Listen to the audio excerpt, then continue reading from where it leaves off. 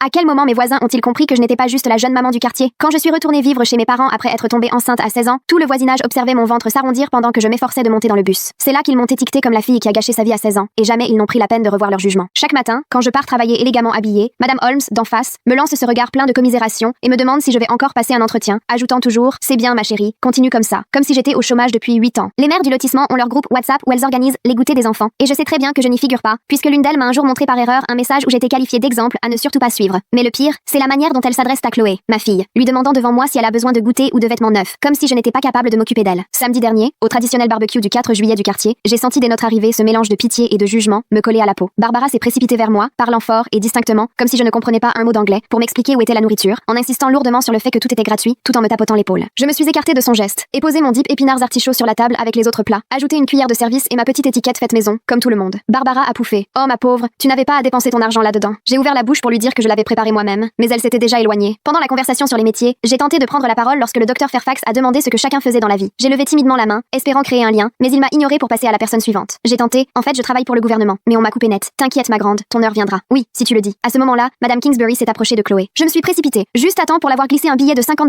dans la main de ma fille, en chuchotant. Pour les fournitures, ou ce dont tu as besoin ma chérie. Je sais que ce n'est pas facile avec ta maman. J'ai attrapé la main de Chloé, rétorquant fermement. Chloé n'accepte pas d'argent de... Mais Madame Kingsbury a insisté. On sait tous que ta maman fait de son mieux. J'en avais assez de ces réflexions quand Léonard a débarqué avec son fils, m'a désigné alors que j'étais en pleine bouchée de salade de pommes de terre, et s'est lancé dans un grand discours moralisateur sur la protection et les choix responsables. J'ai reposé mon assiette, essuyé ma bouche et j'allais lui répondre vertement quand mon téléphone s'est mis à vibrer. Je découvre un message énigmatique, et là, j'ai eu le sang glacé. Je savais exactement ce qui allait arriver, et ça n'allait pas être beau à voir. J'ai vu, effaré, 3 gros SUV noirs débouler sur le parking du parc, et là, tout a basculé. Je me suis levée d'un bond, tirant Chloé derrière moi d'une main, l'autre instinctivement posée sur ma ceinture. Geste qui a pris tout son sens 30 secondes plus tard, quand 8 agents fédéraux en tenue tactique complète sont descendus des véhicules. Tout le monde s'est figé, tandis que la chef, une femme qui aurait pu soulever Léonard d'une main, s'est avancée vers moi. Directrice Stone, a-t-elle lancé en hochant la tête. 3 tentatives d'intrusion dans votre système domestique. Il faut partir tout de suite. Je me suis tournée, claqué des doigts vers un autre agent qui m'a aussitôt envoyé un gilet pare-balles. Chloé, viens ici, ma puce, ai-je ordonné, déjà enfilant mon gilet floqué NSA. Le barbecue s'est arrêté net. La salade de pommes de terre est tombée de la fourchette de Léonard. Madame Holmes ressemblait à un poisson hors de l'eau, la bouche s'ouvrant et se refermant sans bruit. Pardon quoi, a couiné Barbara. Une autre maman a balbutié. Mais enfin, que se passe-t-il? Il doit y avoir une erreur. C'est juste une mère ado. Pourquoi agir comme si elle était quelqu'un d'important? L'agente l'a fusillée du regard et a répondu: Madame, éloignez-vous. La directrice Stone dirige la division de lutte contre la cybercriminalité. Elle a percé les serveurs d'une organisation la semaine dernière, alors maintenant, il la vise. La bière du docteur Fairfax a glissé de sa main. Mais elle avait 16 ans et elle était enceinte, et, en fait,